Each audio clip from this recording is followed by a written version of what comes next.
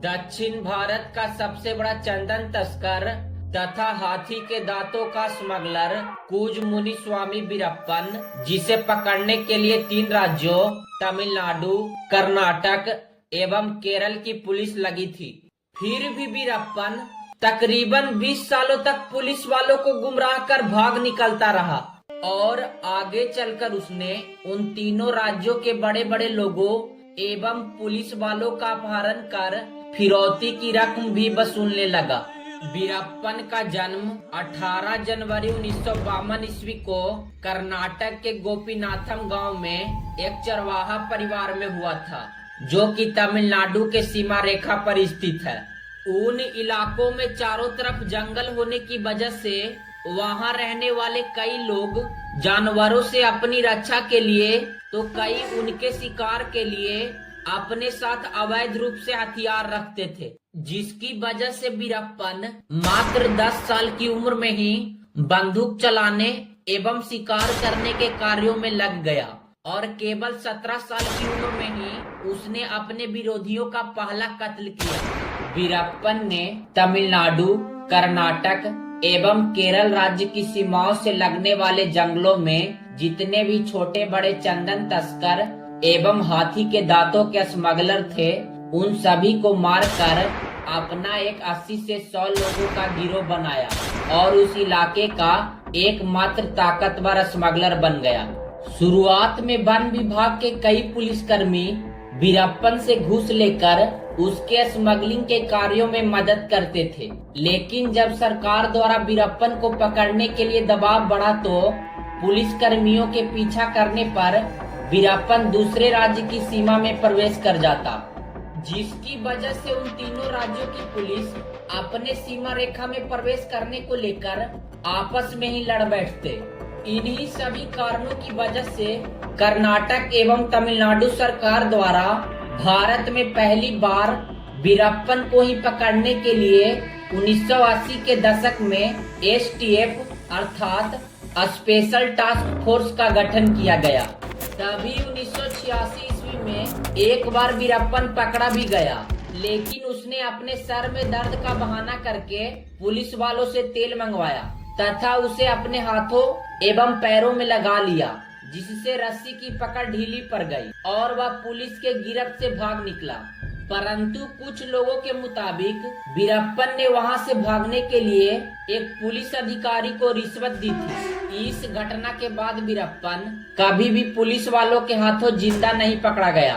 बचपन से ही जंगल में रहने की वजह से वीरप्पन इतना शातिर हो गया था कि पेड़ के पत्तों की सरसराहट से किसी के आने का पता लगा लेता था एवं वह कई पंछियों और जानवरों की आवाज आसानी से निकाल लेता था, जिसका फायदा उठाकर उसने कई पुलिस वालों को गुमराह कर मार डाला।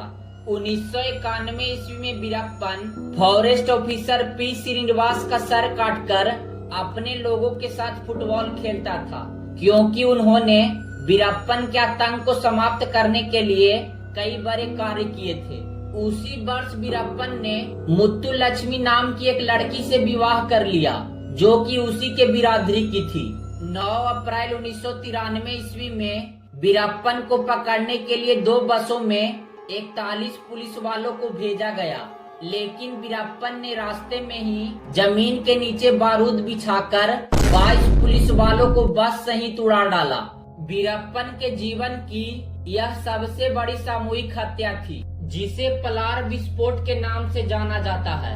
वीरप्पन के दरिंदगी का पता इस बात से लगाया जा सकता है कि जब पलार विस्फोट के बाद पुलिस उसे पकड़ने के लिए जंगल का चप्पा चप्पा छान रही थी, तब वीरप्पन ने अपने 3 बेटियों में से एक, जो कि उस समय गोद में ही थी, उसके रोने की आवाज की वजह से उसे गला घोट कर मार डाला ताकि पुलिस उस तक न पहुंच जाए। वीरप्पन को पूरे भारत एवं विदेशों में लोकप्रियता तब मिली जब उसने 30 जून 2000 ईस्वी को दक्षिण भारत के प्रसिद्ध फिल्म स्टार राजकुमार का जंगल के पास उनके नए घर के गृह प्रवेश से अपहरण कर लिया और उनकी रिहाई के लिए सरकार के सामने 3 शर्तें रखी।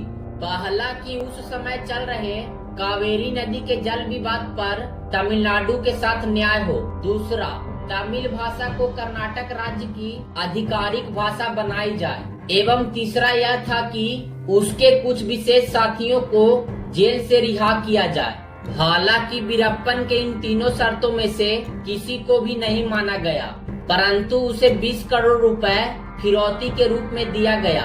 लेकिन सरकार इस बात से हमेशा इनकार करती रही है और अपहरण के 108 दिन बाद तमिल पत्रिका नक्कीरन के संपादक आर गोपाल की मध्यस्थता में वीरप्पन ने राजकुमार को सही सलामत रिहा कर दिया।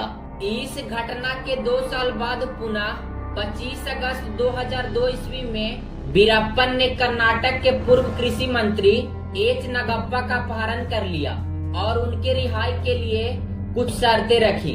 लेकिन इस बार सरकार ने उसकी शर्तों को न मानकर जंगल में पुलिस के और अधिक टीम को भेज दिया, जिसमें वीरप्पन के कई साथी मारे गए। इस बात से गुस्साए वीरप्पन ने एच नागप्पा को मार डाला, जिनकी लाश पुलिस को 3 महीने बाद जंगल में ही मिली। एच नागप्पा के अपहरण के 1 साल पहले 2001 में तमिलनाडु के मुख्यमंत्री जयललिता द्वारा एसटीएफ के प्रमुख विजय कुमार को नियुक्त किया गया। उस वक्त तक वीरप्पन का गिरोह काफी छोटा हो गया था, जिसमें केवल 15 से 20 लोग ही बचे थे।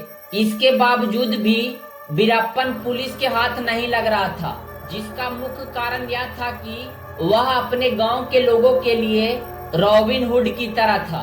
गांव के लोग ही उसके लिए भोजन एवं वस्त्र मुहैया कराते थे और बदले में वीरप्पन उन लोगों को कुछ रुपए दे दिया करता था, जिसकी वजह से वे लोग पुलिस के आगे अपना मुंह नहीं खोलते थे, बल्कि पुलिस का ही खबर वीरप्पन को जाकर देते थे, क्योंकि ऐसा न करने पर वीरप्पन उन्हें गोली मार देता था।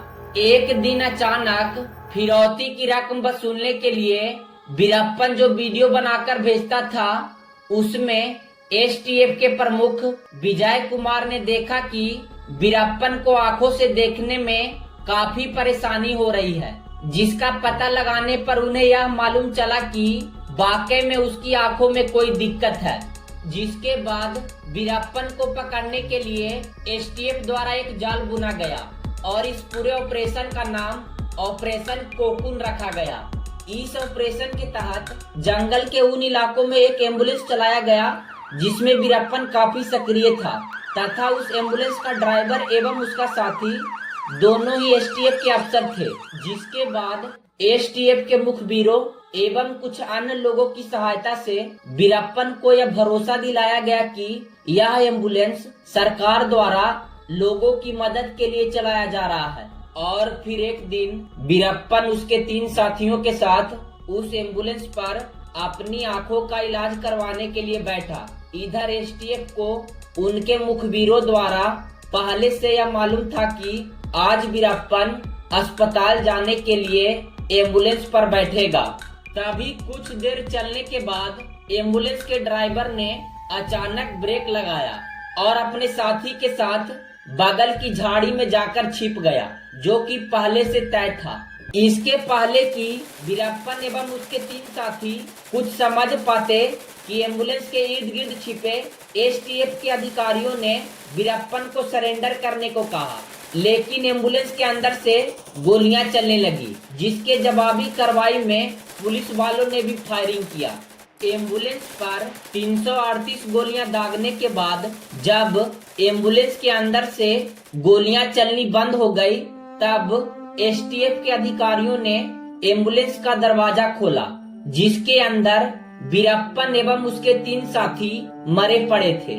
पहले तो पुलिस वाले वीरप्पन को पहचान नहीं पाए, क्योंकि उस दिन वीरप्पन ने अपनी मूछें काफी छोटी रखी थी और वह अपनी बड़ी मूछों के लिए भी जाना जाता था, जिसकी वजह से पुलिस वाले वीरप्पन को पहचानने में धोखा खा गए। एम्बुलेंस पर 338 गोलियां लगने के बाद भी वीरप्पन को केवल 2 या 3 गोली ही लगी और इस तरह 18 अक्टूबर 2004 ईस्वी को पुलिस के एनकाउंटर में वीरप्पन मारा गया। कुछ लोगों का कहना है कि वीरप्पन को पहले ही पकड़ लिया गया था, और एक प्लान के तहत उसे एम्बुलेंस पर बिठाकर मीडिया को बुलाया गया। वीरप्पन ने अपने पूरे जीवन काल में 2000 से अधिक हाथियों एवं 184 लोगों को जान से मार डाला तथा इन लोगों में अधिकांश पुलिस के खबरी या पुलिस वाले ही थे और 10,000 टन चंदन की तस्करी की। इन सभी कार्यों से उसने करोड़ों रुपए जमा किए जिसे वह जंगल में ही जहां तहां छिपाता था। इसी वजह से वीरप्पन के मरने के कई महीने बाद तक लोग जंगलों में उसके पैसे ढूंढने जाते थे। वीरप्पन की बची हुई 2 बेटियां आज भी जीवित है जो कि तमिलनाडु में आम लोगों की तरह सही ढंग से जीवन व्यतीत कर रही हैं। इसी तरह के और भी वीडियो देखने के लिए चैनल को सब्सक्राइब कर वीडियो पर लाइक शेयर एंड कमेंट करना बिल्कुल न भूले।